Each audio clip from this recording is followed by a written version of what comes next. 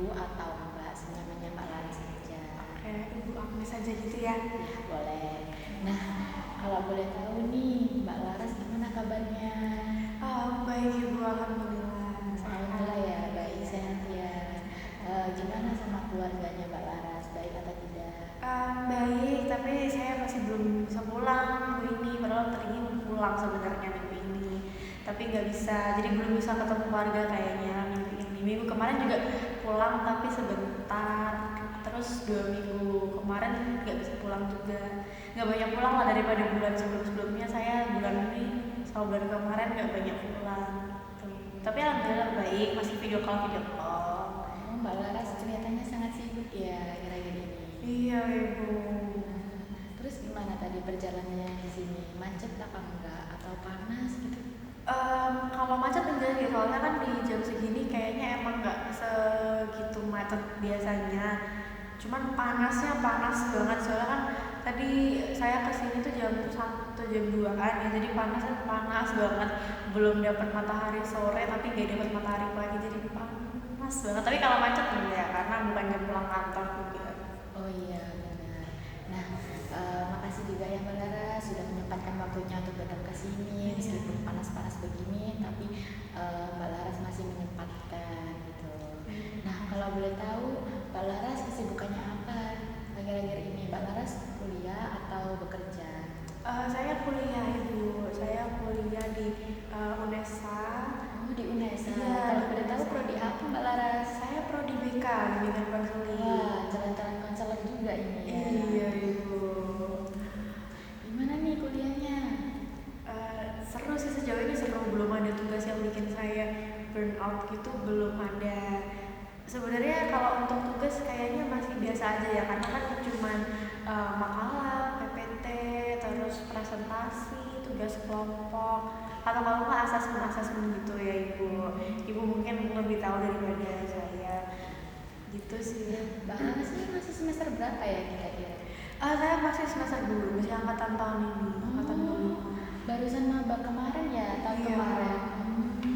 Gimana nih pertemanan di kuliah? Kan biasanya rata-rata anak sekarang kan bilang ya kalau di perkuliahan itu nggak enak gitu karena lingkup pertemanan itu bisa jadi membuat anak itu bisa stres. Nah, kalau dari Mbak Laras sendiri gimana hubungan sama pertemanan di kelas? Kalau pertemanan saya alhamdulillah aman-aman aja sih, beda sama teman kelas, teman di luar kelas juga, teman lain prodi juga alhamdulillah aman, teman kos juga aman, semuanya pada, menurut saya semuanya pada baik-baik ke saya juga, saya rasa saya sudah cukup baik ke mereka. Mereka mau jadi teman saya, mereka mau main sama saya, mau jalan-jalan, mau ngajakin saya nongkrong, karena saya tuh orangnya jarang banget nongkrong, saya gak suka nongkrong. Jadi dengan adanya teman-teman kelas itu saya jadi bisa nongkrong ke mana-mana, dikenalin sama banyak tempat baru lah sama teman-teman. Jadi kalau untuk pertemanan sih saya nggak apa-apa aja, saya aman, nggak kayak yang kampus life di TikTok orang yang bikin stres, yang bikin mereka kangen ke teman-teman SMA-nya lagi. Enggak sih, saya cukup puas dengan kehidupan pertemanan saya di perkuliahan ini. Oh, baik, berarti hubungan pertemanan Mbak Laras baik di kuliah, di kos-kosan atau di luar itu cukup baik ya. Nah, apalagi Mbak Laras ini katanya nggak suka nongkrong ya. Berarti kalau semisal nggak suka nongkrong itu apa yang nggak dilakuin Mbak Laras ini selain nongkrong gitu? Kalau di rumah kan biasanya anak Gen Z kan sekarang rata-rata suka nongkrong ya, apalagi ngopi gitu sambil ngerjain tugas. Nah, Mbak Laras sendiri punya nggak cara ngerjain tugasnya itu kayak gimana biar kayak enak gitu? Kalau saya sih kalau nggak nongkrong, saya tuh sukanya nonton Ibu. Saya biasanya itu nonton aja di kos gitu, diem nonton di kos gitu. Yaudah, saya cuma suka nonton. Kan kalau rame-rame itu saya nggak suka ya, karena harus ngobrol gitu. Menurut saya kalau nonton itu lebih seru kalau saya sendirian dan fokus sama alur ceritanya sendiri tanpa harus sharing sama orang, harus saling menjelaskan gitu. Menurut saya jadinya filmnya nggak tertonton dengan baik gitu. Jadi saya sukanya tuh nonton aja gitu, diem di kos. Tapi nanti kalau misalnya ada tugas yang cukup banyak tuh di kos saya, itu mejanya tuh kecil Ibu. Jadi saya kalau misalnya mau ngerjain tugas pakai laptop, pakai tab, pakai HP, terus sama buku, itu tuh nggak cukup mejanya, tempat luas menurut saya. Nah biasanya kalau ada tugas-tugas yang butuh banyak device gitu, kalau misalnya butuh semua, butuh laptop, butuh tab, butuh buku, butuh HP, itu baru saya biasanya paling ke kafe yang saya biasa datengin aja, yang menurut saya tempatnya nyaman, kursinya nyaman, mejanya luas, terus apa ya, mejanya nggak terlalu pendek, nggak terlalu tinggi, pokoknya nyaman aja buat tugas gitu, terus sepi, nggak rame. Biasanya saya ke kafe sendirian aja sih, nojol di buku saya sendirian terus ngerjain gitu, karena saya tuh jarang, apa ya, saya nggak begitu suka kalau ngerjain tugas itu bareng-bareng, selain tugas kelompok yang harus emang dikerjakan bersama gitu ya. Kalau misalnya selama itu bisa dibagi untuk ngerjain sendiri-sendiri, saya selalu prefer itu dikerjain sendiri-sendiri per orang aja, karena saya begitu suka dengan suasana yang rame, kerja kelompok yang bareng-bareng, yang ngerjain satu tugas rame-rame itu saya gak suka gitu. Baik, berarti Mbak Laras ini sukanya menyendiri ya, kayak di kamar atau film sendiri, bahkan kayak ngerjain tugas sendiri, nggak suka rame-rame takutnya karena nanti keganggu gitu ya. Nah kalau boleh tahu nih Mbak Laras ini biasanya nonton film apa yang kesukaan Mbak Laras? Saya biasanya nonton film action sih, action thriller, pokoknya yang apa ya, yang perang-perang, yang tarung-tarung, yang pokoknya bukan horor dan bukan romance dan bukan komedi. Karena menurut saya kalau horor ya, horor itu banyak bikin kagetnya, banyak jump scare-nya. Jadi saya tuh nggak setakut itu juga kalau nonton horor. Jadi paling kaget aja. Nah saya tuh nggak suka kayak sepanjang nonton ini 1 jam film 1 jam kagetnya ada 30 menit sendiri. Nah itu nggak suka, jadinya kayak nggak ketonton gitu. Jadi kayak nggak fokus sama alur ceritanya, malah fokus sama jump scare-nya. Jadi saya nggak suka horor. Terus kalau romance atau komedi, menurut saya tuh kayak terlalu deket sama kehidupan apa ya, real life gitu loh ibu. Jadi kayak bukan, saya tuh kalau nonton film cari yang nggak ada di kehidupan asli gitu loh. Jadi kalau misalnya romance atau komedi itu kan gampang ya, kalau misalnya lagi kasmaran atau apa itu kan udah di kayak di film-film romance, atau lagi nongkrong atau teman-teman lagi lawa apa segala macam kan udah kayak di film yang komedi gitu kan. Jadi saya sukanya tuh action atau thriller yang tegang-tegang, yang tarung-tarung gitu-gitu, yang mungkin gak bakal saya lihat di kehidupan nyata secara langsung gitu. Jadi saya nonton film itu untuk melihat yang gak bisa saya lihat secara langsung gitu.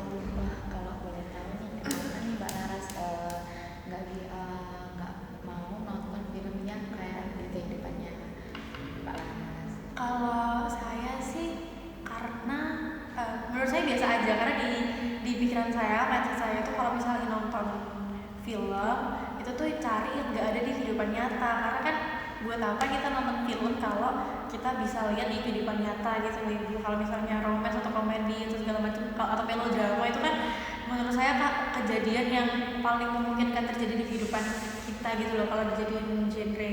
Tapi kalau misalnya action atau thriller itu kan jarang dialami sama setiap manusia ya, kecuali kalau misalnya emang mereka polisi kayak atau tentara kayak segala macamnya gitu. Nah menurut saya tuh lebih seru kalau misalnya nonton film yang jauh dari kehidupan nyata saya pribadi gitu. Makanya saya lebih suka nonton action dan thriller gitu. Nggak ada alasan tertentu sih ibu, cuma gitu aja. Kalau boleh tahu nih Mbak Laras kan ngekos ya. Nah gitu tuh pulangnya tuh kapan? Kayak ada jadwalnya sendiri atau bagaimana? Terus Mbak Laras juga kesibukannya di kuliah ini join organisasi atau tidak? Saya biasanya pulangnya itu seminggu sekali, selalu seminggu sekali. Karena saya tuh aslinya Pasuruan. Nah saya kan ini di UNAS kan di Surabaya. Jadi Surabaya ke Pasuruan itu kan deket banget ya ibu. Apalagi sekarang tuh ada kereta Supas cuma 2 jam dan tiketnya juga 6.000. Jadi kalau bisa tuh sebisa mungkin saya kalau nggak ada kegiatan apapun di kampus itu saya nyempetin waktu buat pulang gitu. Biasanya kalau misalnya Kamis itu kan saya matkulnya selesai Kamis. Jadi kalau misalnya Kamis udah nggak ada kegiatan apa-apa lagi, biasanya saya Kamis sore, Kamis malam tuh udah di Pasuruan, udah pulang naik kereta gitu. Tapi kalau misalnya Jumat atau Sabtunya ada kegiatan lagi, saya kadang baru pulang Sabtu malamnya atau Minggu paginya atau malah nggak pulang gitu, tergantung kegiatan sih sebenarnya. Tapi saya prefer kalau bisa seminggu sekali itu pulang gitu, karena menurut saya rumah saya itu nggak sejauh rumahnya teman-teman saya gitu loh yang di luar Jawa bahkan gitu. Jadi kalau misalnya mereka nggak pulang itu menurut saya wajar, karena emang mereka jauh jadi udah di ongkos dan sebagainya. Nah kalau saya tuh udah jarang, cuma 2 jam, harganya juga murah, harga tiketnya murah. Jadi saya tuh ngerasa kalau misalnya bisa pulang ya pulang gitu, karena rumah saya nggak sejauh itu gitu. Mbak Laras ikut organisasi ya? Iya, saya ikut organisasi ibu, saya ikut HMP. Iya. Ikut KMP. Iya. Soalnya dari kegiatannya Mbak Laras itu kayak Mbak Laras ini sibuk banget gitu loh. Iya. Makanya saya tanya ikut join organisasi. Selain organisasi HMP, Mbak Laras ikut apa aja nih? Apa hobinya Mbak Laras? Apa gitu? Saya suka nari sih ibu. Saya selain HMP itu saya ikut BK sebenarnya, tapi akhir-akhirnya saya belum banyak ikut kegiatannya BK karena masih belum ada kegiatan yang belum ada kegiatan narinya tuh kapan, masih belum ada, cuma latihan rutin aja. Tapi saya lihat ikut ini apa namanya, pokoknya kegiatan nari satu angkatan gitu deh ibu, jadi saya ikut narinya itu. Terus sama ikut ini kreatif media gitu, jadi yang adminnya akun officialnya Prodi gitu. Kemarin ini ya ada bulan pendidikan ya di FIP. Nah, Iya. Mbak Laras ikut tampil juga di situ. Iya, ikut tampil ibu. Kemarin dengar-dengar katanya dari Cahasa sendiri dari rektornya dapat beasiswa ya? Iya ibu, Yang BKD itu. Iya. Selamat ya Mbak Laras. Iya, terima kasih ibu. Nah, Mbak Laras kan ini sebagai anak kos ya. Bagaimana sih cara mengelola uang? Kan apalagi kan anak kos kan biasanya keperluannya banyak ya, apalagi kayak pulangnya tadi, belum nanti makannya di kos, mau makan apa kan pasti beli ya. Biasanya anak kos kan jarang masak gitu. Nah, gimana nih Mbak Laras mengatur kelola uangnya gitu? Kalau saya tuh di kos itu sekamar sama temen saya SMA. Nah, temen saya yang SMA ini neneknya itu punya toko kelontong gitu. Jadi temen saya itu biasanya bawa beras sama minyak. Jadi teman saya sekamar itu bawa beras sama minyak. Terus saya tuh yang bagian di purchase barang-barang ini toiletries. Jadi kayak sabun, sampo, apa segala macam, sabun cuci dan lain sebagainya itu saya yang bawa. Ada teman saya yang bahan dapur. Nah, jadi saya biasanya cuma beli lauk, yang nasinya berasnya kita masak bareng-bareng gitu. Jadi masak nasi buat berdua satu hari gitu, nanti kita beli lauknya sendiri-sendiri, atau kalau misalnya kita ada lebihan lauk atau dia ada lebihan lauk, biasanya kita sharing juga gitu. Jadi saya biasanya sehari itu bisa cuma keluar duit 15.000 buat makan, sehari makan 3 kali gitu. Jadi bisa dihitung sekali makan 5.000, karena biasanya saya misalnya masak nasi, belinya itu beli soto itu 15.000, kalau nggak pakai nasi itu tuh banyak banget dapatnya, bahkan bisa sharing berdua dalam satu hari itu bisa. Sama beli kerupuk udah itu udah cukup, biasanya saya segitu. Jadi pengeluaran saya itu sedikit dimakan, atau kalau misalnya saya lagi mau menghemat banget, biasanya misalnya lagi nggak masak nasi gitu ya, karena saya ngerasa banyak agenda di luar yang bikin saya itu nggak bisa di kos buat makan nasi yang saya masak di kos. Jadi saya biasanya tuh makannya sekali sehari gitu, sekali sehari di siang, kalau nggak siang agak sore gitu. Jadi saya saya nggak suka sarapan sih, jadi saya biasanya emang siang atau sore. Tapi emang biasanya saya kalau di Pasuruan juga makannya cuma sekali, cuma di siang atau sore itu. Saya biasanya tuh kalau di kos malah makan 3 kali itu gara-gara saya masak nasi dan saya bertanggung jawab harus ngabisin gitu. Jadi saya biasanya makan sehari sekali itu udah cukup banget, dan menurut saya nggak begitu ngeluarin duit banyak. Mungkin karena saya pakai ojol sih, keluar duitnya banyak tuh di ojol, bukan di makan gitu. Udah sih, terus habis itu nanti kalau misalnya mau laundry atau mau bayar listrik apa segala macam itu nanti gantian listriknya, laundrynya juga seminggu sekali. Itu saya habisnya 27.000, 25.000 seminggu sekali. Baju saya seminggu itu habisnya 27.000. Udah, menurut saya tuh udah hemat banget sih. Terus saya juga nggak nongkrong banget, jadi saya tuh biasanya batasin juga. Kalau misalnya saya biasanya saya udah ditransferin sama orang tua gitu ya, saya bagi itu dalam yang ditransferin sama mama saya bagi dalam berapa hari kira-kira saya hidup di Surabaya pakai duit itu. Terus saya bagi perharinya saya bisa pakai berapa gitu. Misal perharinya saya bisa pakai 50 gitu ya, ternyata di hari itu saya nggak sampai 50 apa cuma 20 gitu. Nah berarti saya bisa pakai sisa duitnya itu buat nongkrong atau apa. Nah kayak gitu saya ngatur uangnya gitu. Jadi saya saya nggak ada apa ya harus gini harus gitu tuh nggak ada. Cuman kalau misalnya hari itu saya ngabisin duitnya nggak banyak, ya saya alokasikan buat yang lain. Biasanya saya buat ini sih, buat nongkrong atau buat main gitu, karena kan kalau nggak main juga nggak mungkin itu sih Bu. Nah, Mbak Laras berarti pintar banget ya ngelola uang ya, apalagi Mbak Laras ini bukan tipe orang yang boros banget, jadi kayak uangnya tuh lebih baik kayak diutamakan kebutuhannya terlebih dahulu, kayak seperti buat laundry, terus buat ojol, apalagi kan Mbak Laras di sini kan nggak bawa sepeda motor ya, jadi pengeluarannya lebih banyak ke ojol gitu, maka juga bisa dikelola sendiri, bisa masak sendiri, nggak terlalu beli banyak di luar gitu. Apalagi Mbak Laras juga jarang nongkrong, jadi kayak nongkrong itu ibaratnya kayak kalau misal ada uang sisaan, Mbak Laras juga bisa nongkrong. Kalau Laras pulang ke Pasuruan tuh Laras naik apa ya?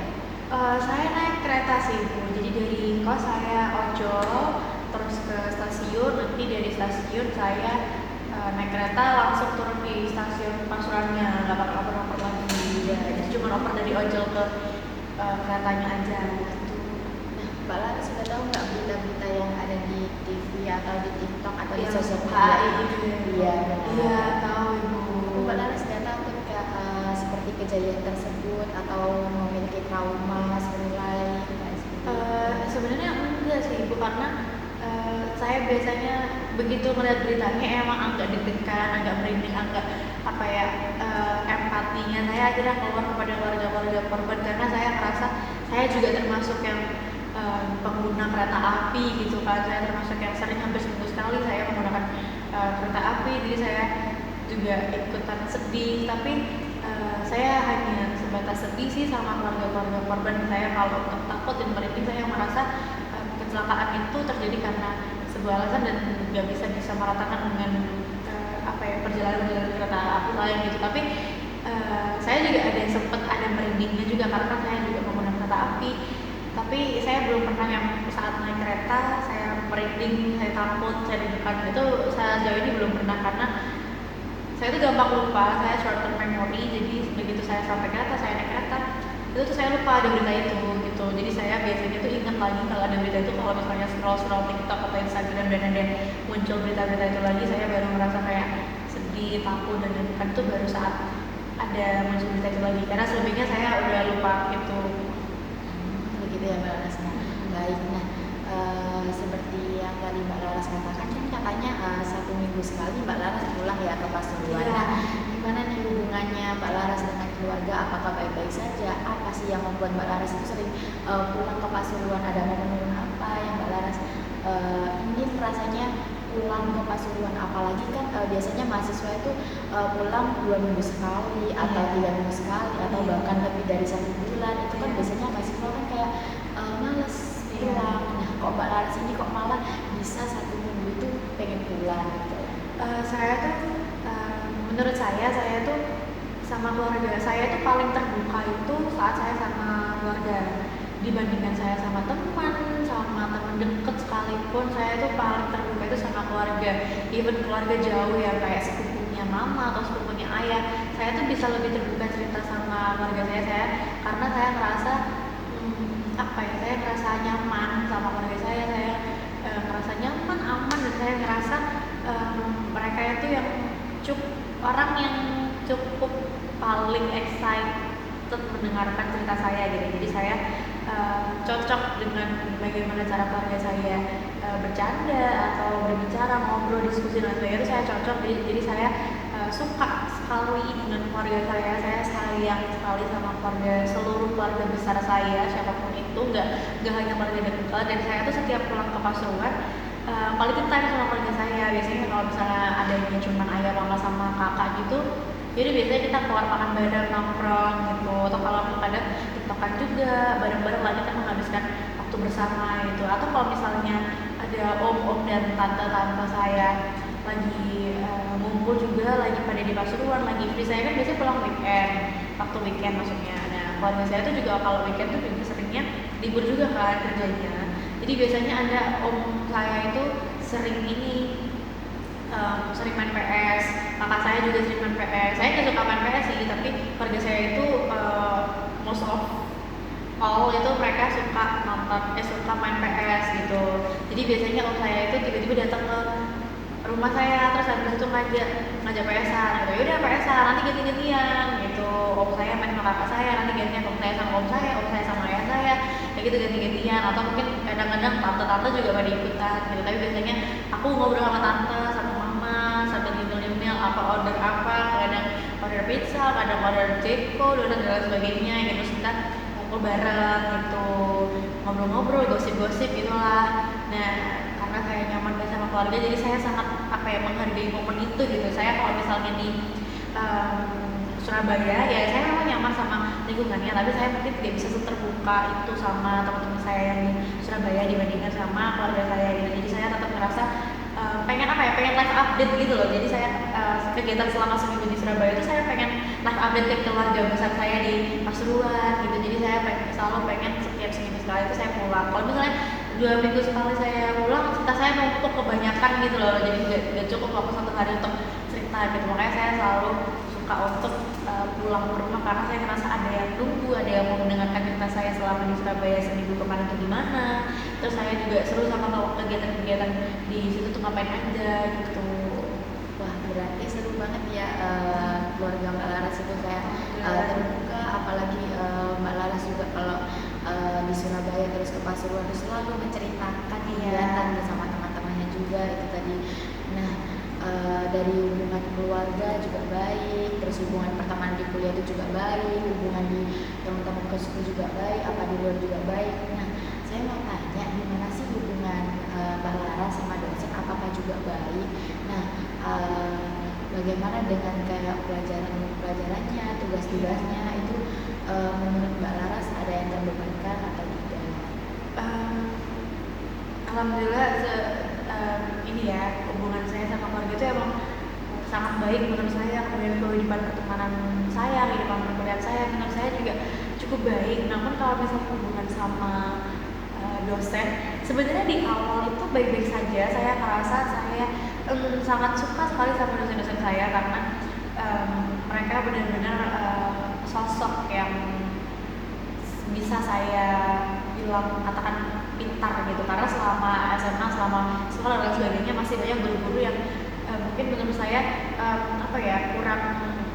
kurang bisa dikatakan sebagai guru gitu, karena kurang guru gitu. Tapi dengan di semester 1 dulu saya pertama kali ketemu sama dosen saya merasa cocok sama semuanya. Saya cocok sama cara mengajarnya, saya cocok dengan sudut pandang mereka, saya cocok dengan apa yang disampaikan oleh mereka. Itu saya sangat cocok dan nyaman sekali. Tapi ada satu momen di mana saya sama salah satu dosen di semester 1. Tapi saya nggak tahu ya ini bagaimana saya menceritakannya. Terus saya tuh juga takut, ini saya belum pernah cerita ke mana-mana juga. Saya tuh takut kalau misalnya saya cerita gini, saya tuh malah dianggapnya tuh alay berlebihan gitu. Karena kan saya baru menghadapi situasi ini. Jadi saya tuh takutnya apa ini memang saya yang baru atau emang wajarkah saya merasakan ini gitu. Jadi saya nggak ngerti gitu harus dari mana. Saya juga takut kalau misalnya ibunya nanti beranggapan saya alay, orang cuma gitu doang, sampai sakit hati, sampai apa gitu. Saya takut itu. Gak apa-apa Mbak Laras, kalau mau cerita silakan cerita. Saya juga nggak pernah membanding-bandingkan orang atau mengatakan alay, itu tidak. Nah di sesi konseling ini kurang lebih berjalan selama 40 menit. Mbak Laras juga bisa cerita kepada saya. Saya juga tidak akan menghakimi Mbak Laras. Mbak Laras juga bisa meluapkan emosinya yang dalam cerita tersebut itu bisa diluapkan di saya. Nah, baik rasa kesal, emosi, kecewa, apapun itu Mbak Laras boleh disampaikan ke saya. Saya juga akan menjaga rahasia ceritanya Mbak Laras tersebut. Jadi saya tuh di semester 1 karena saya sekarang semester 2. Di semester 1 itu ada salah satu mata kuliah dengan salah satu dosen itu di awal perkuliahan dengan dosen ini, dengan beliau itu tuh saya sangat merasa cocok, saya suka dengan cara mengajarnya beliau, karena beliau ini cukup rinci, cukup detail. Beliau notice hal-hal kecil yang memang perlu diperbaiki, dan saya merasa sangat cocok karena di mata perkuliahan lain itu tuh tugas-tugasnya tidak ada yang diperhatikan oleh dosen ini gitu. Jadi saya merasa effort saya untuk mengerjakan tugas itu benar-benar dinilai dengan sangat amat baik oleh dosen ini. Jadi saya suka sekali dengan mata kuliah ini, dengan dosen ini saya cocok, saya nyaman dibandingkan dengan dosen-dosen lain, dibandingkan dengan mata kuliah lain.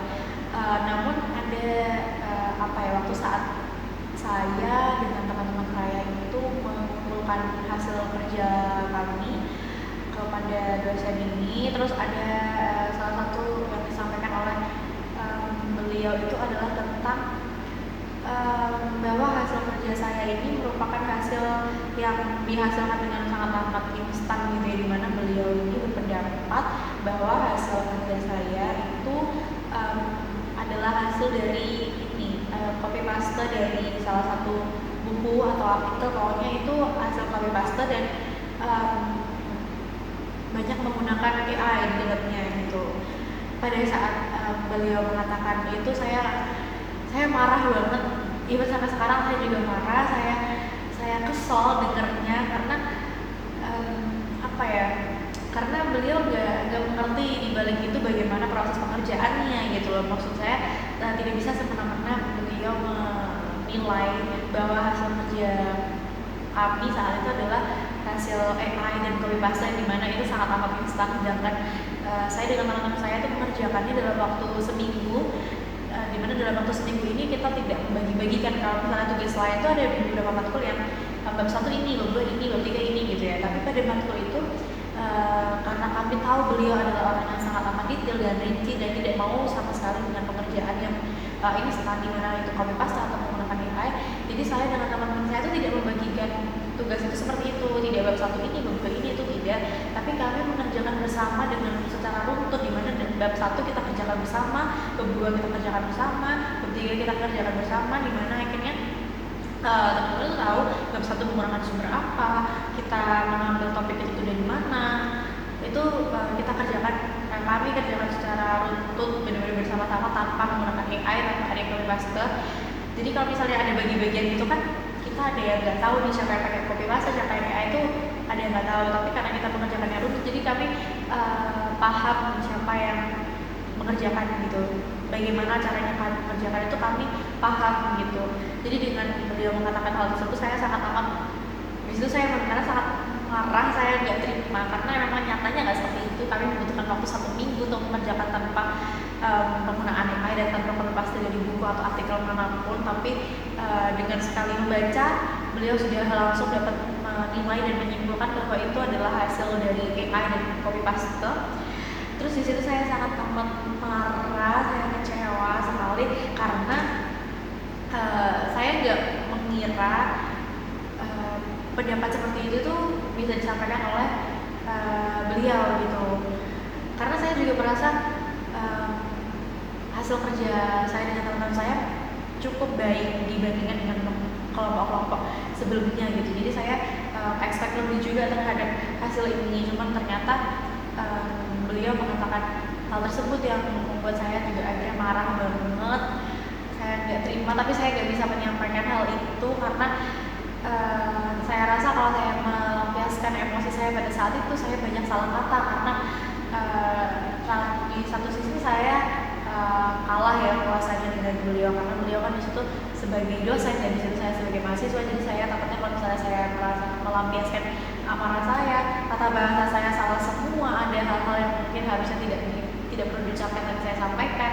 Akhirnya saya di situ menahan rasa amarah saya yang sampai sekarang akhirnya saya kecewa sama diri saya sendiri karena saya merasa setelah dari situasi itu, setelah dari momen itu saya merasa harusnya saya bisa menyampaikan, harusnya saya bisa menyampaikan ke beliau bahwa nggak gitu pengerjaannya itu, nggak seperti itu, realitanya tuh nggak seperti itu gitu. Saya kecewa sama diri saya sendiri karena saya juga ngerasa di kelompok itu, di kelompok mata kuliah itu, saya dibandingkan dengan teman-teman saya mungkin merupakan orang yang memungkinkan untuk menyampaikan hal tersebut, memungkinkan untuk menyuarakan bahwa copy paste dan AI itu tidak terjadi dalam tugas kami. Dan saya mungkin sedikit merasa bahwa teman-teman saya ini mungkin merasakan tidak terima juga, namun mereka tidak menyampaikan karena mereka ada sedikit harapan bahwa saya yang menyampaikan, karena mereka menganggap saya mampu menyampaikan hal itu, saya paling capable untuk mengatakan itu secara langsung saat itu. Tapi tidak saya katakan karena saya takut dengan amarah saya ini akhirnya banyak hal-hal yang mungkin harusnya tidak disampaikan tapi terucap gitu. Akhirnya saya menahan diri, sehingga sampai saat ini saya juga merasa dendam, saya merasa kesal, saya merasa marah, saya merasa kecewa juga sama diri saya sendiri. Saya merasa bersalah karena mungkin tidak bisa menyampaikan apa yang diharapkan oleh teman-teman juga, saya menyampaikan seperti apa, seperti itu. Dan akhirnya saya itu dari momen itu saya takut untuk saya merasa bahwa dosen-dosen lain itu memungkinkan untuk mengatakan hal yang sama kepada saya, seperti itu. Jadi saya setelah dari momen itu saya takut dosen-dosen itu mengatakan hal itu juga. Jadi saya berusaha menahan diri, saya menjadi takut untuk mengajak ngobrol dosen duluan, untuk reach out dosen duluan itu saya takut, saya untuk menyampaikan pendapat juga saya takut. Mungkin dari momen itu gitu, dari momen itu tuh saya merasa kalau misalnya dosen yang saya rasa di awal ini saya nyaman, saya cocok dan lain sebagainya, ternyata mampu untuk mengatakan pendapatnya seperti itu, berarti dosen-dosen lain ini harusnya memungkinkan untuk mengatakan hal yang sama kepada tugas saya atau kepada saya gitu. Jadi dari situ saya juga mungkin merasa minder, kurang percaya diri untuk menyampaikan hal kepada dosen, karena saya akhirnya menganggap bahwa dosen-dosen itu bisa setega dosen yang ini juga gitu. Baik, sebelumnya Mbak Laras kan sama dosen-dosen lainnya kan cukup baik ya. Yeah. Nah, apalagi dulu kan Mbak Laras kan di SMA kan nggak kayak di perkuliahan, apalagi Mbak Laras juga masih semester 2. Nah di sini Mbak Laras mungkin masih beradaptasi dengan suasana di perkuliahan itu gimana. Nah, Mbak Laras juga masih beradaptasi dengan cara kerja dosen itu bagaimana, kemudian cara berbicara, cara mengajarnya itu juga beda ya di SMA. Nah, apalagi kalau di SMA itu kan kayak jika tidak ada kelas mungkin jam kos ya atau jam kosong. Nah, kalau di perkuliahan kan mungkin ganti hari gitu. Nah, jadi cara pengerjaannya itu juga beda. Jadi di sini Mbak Laras itu bisa bahwa sekarang ini Mbak Laras itu harus beradaptasi. Dimana sekarang kan Mbak Laras juga tahu gimana cara dosen berbicara.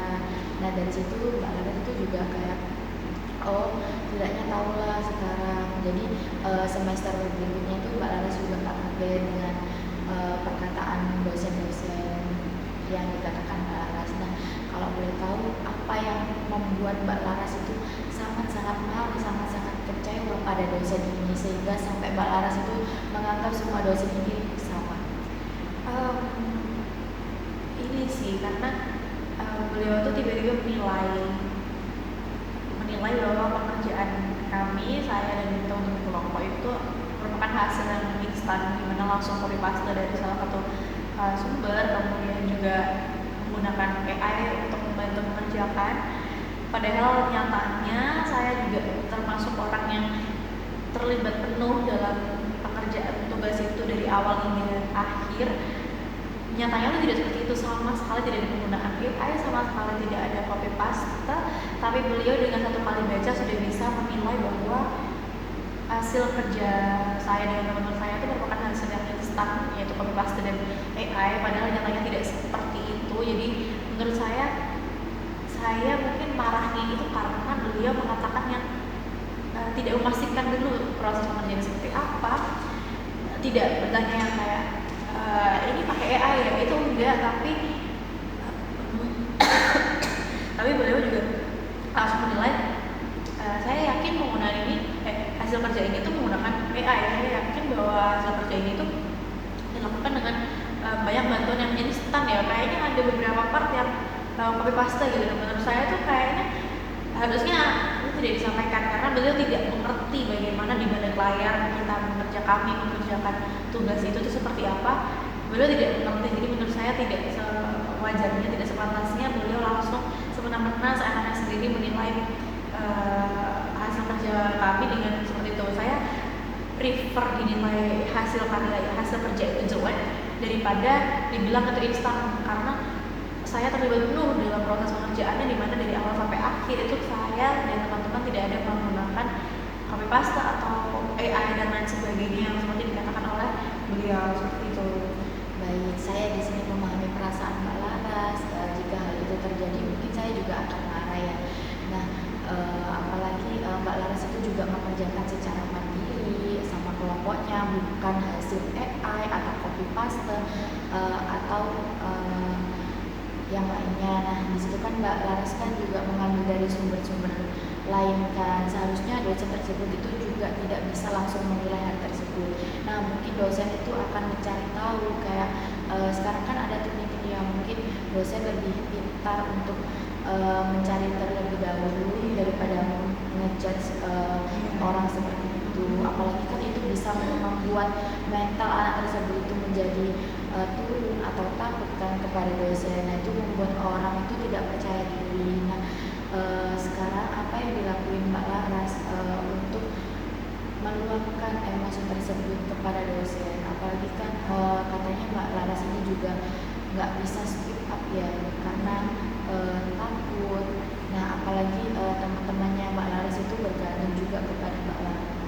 Kalau saya sebenarnya karena itu kan momen dimana itu semester 1 gitu ya, jadi saya ngerasa itu tuh momennya sudah selesai, sudah jauh gitu. Jadi kalau misalnya mau dibahas lagi juga nggak apa ya, sudah habis lah masanya, sudah habis momennya. Jadi kalau misalnya dibahas lagi juga udah basi gitu loh. Jadi saya tidak sempat tersampaikan sama sekali rasa marah saya kepada dosen, yang mungkin akhirnya sempat ya yang bikin saya takut ngobrol dengan dosen itu karena saya merasa dosen bisa jadi berpandangan yang sama terhadap saya, yaitu pekerjaan yang menggunakan yang instan seperti itu. Jadi saya merasa saya menghadapi ini, saya tidak melampiaskan amarah saya kepada siapapun. Saya hanya merasa ini berlalu, momen itu berlalu, sudah habis masanya untuk terus-terusan fokus di masalah itu. Jadi saya merasa ya udah. Tapi sampai sekarang akhirnya saya nggak bisa menilai dosen tersebut dengan lebih baik gitu. Saya akhirnya punya kenangan yang buruk menurut saya akan dosen tersebut, sehingga saya tidak bisa sepenuhnya memandang dosen tersebut dengan sebaik saya pertama kali ketemu dengan dosen tersebut seperti itu. Baik, saya memahami perasaan Mbak Laras, apalagi kan dari awal Mbak Laras juga bilang kalau dosen tersebut itu menurut Mbak Laras kan juga baik, terus kemudian tidak ada masalah juga sama Mbak Laras. Nah, dari cerita tersebut akhirnya Mbak Laras itu kayak menilai orang tersebut itu kan baik, nggak ada masalah juga. Nah, kemudian ada satu masalah yang membuat Mbak Laras ini kecewa atau kesal dengan perkataan dosen tersebut, sehingga tidak memenuhi ekspektasi Mbak Laras ya yang di awalnya. Nah, sehingga Mbak Laras kecewa kepada dosen tersebut dan akhirnya beranggapan juga ke dosen-dosen lainnya akan seperti dosen tersebut. Benar-benar mungkin kayak gitu ya, karena saya juga bisa jadi saya semarah itu, bisa jadi saya sedendam itu, bisa jadi saya sekecewa itu karena mungkin di awal saya merasa paling cocok sama dosen itu dibanding mata pelajaran. Juga saya baru sadar ini karena ibu mention tadi, mungkin benar karena itu belum tentu kalau misalnya dosen mengatakan hal itu saya semarah itu dan saya sedendam itu, mungkin belum tentu, mungkin karena memang di awal saya merasa saya sangat cocok dengan dosen ini. Saya merasa saya nyaman dan dari cara mengajarnya, dari cara menyampaikan materi dan sebagainya, saya merasa cocok semua. Jadi mungkin ketika saya merasa saya mendapatkan momen itu, saya menghadapi situasi itu, saya akhirnya sangat amat marah, kecewa dan dendam dan lain sebagainya. Akhirnya karena di awal mungkin saya sudah berekspektasi dosen ini akan seperti ini gitu, karena di first impression saya dengan dosen itu sangat amat baik gitu. Jadi saya tidak menyangka hal tersebut akan terjadi kepada saya dengan dosen tersebut gitu sih. Mungkin iya benar seperti itu. Baik Mbak Laras. Nah, Mbak Laras juga tidak bisa merasa kalau Mbak Laras itu itu dikatain dosen seperti itu menjadi alay atau gimana. Nah itu tuh sudah terjadi kepada mahasiswa-mahasiswa yang lainnya juga. Jadi Mbak Laras juga tidak usah merasa minder nantinya takut ngomong sama dosen. Jadi kayak ya udah nggak apa-apa, Mbak Laras sekarang juga harus beradaptasi dengan semester-semester berikut nantinya. Dari cerita yang Mbak Laras ceritakan tadi, saya merasa Mbak Laras itu tidak alay dan tidak berlebihan. Nah, itu sudah banyak dialami oleh mahasiswa, tapi kan mahasiswa juga nggak berani bercerita ya seperti Mbak Laras. Nah, jadi menurut saya itu tuh cara kerja dosen yang belum Mbak Laras ketahui. Nah, Mbak Laras ini juga harus beradaptasi gimana nantinya. Jadi kayak Mbak Laras itu harus benar-benar nantinya itu harus benar-benar memahami cara kerja dosennya itu bagaimana. Masih Ibu, saya kan ini nggak pernah cerita tentang ini ke siapa-siapa, jadi saya merasa akhirnya ada yang tahu, akhirnya ada yang bisa saya ceritakan. Seperti itu. Terima kasih banyak sudah mau mendengarkan saya. Baik, Mbak Laras, terima kasih juga Mbak Laras sudah berani menceritakan kepada saya, apalagi saya cuma bisa mendengarkan saja, tidak bisa ngasih solusi karena di sini saya sebagai konselor saya harus mendengarkan cerita dari konselor. Jadi kalau Mbak Laras ingin cerita lagi atau bagaimana bisa kita jadwalkan di sesi berikutnya. Terima kasih Bu, ini sudah 40 menit ya, sudah habis terus ya. Terima kasih Ibu, terima kasih banyak. Nanti kalau misalnya saya ada yang mau saya ceritakan lagi kepada Ibu, nanti saya hubungi lagi, nanti bisa mungkin dibantu atur jadwal lagi untuk lanjut ke sesi berikutnya. Terima kasih Ibu, terima kasih sudah mau mendengar, terima kasih jadi mendengar yang baik hari ini kepada seluruh saya. Maaf kalau misalnya saya terlalu banyak bercerita, terlalu yapping gitu, mohon maaf ya Ibu. Terima kasih sudah mau mendengarkan, tidak capek-capek. Terima kasih. Tidak, Mbak Laras, terima kasih. Ya, terima kasih. Mari Ibu.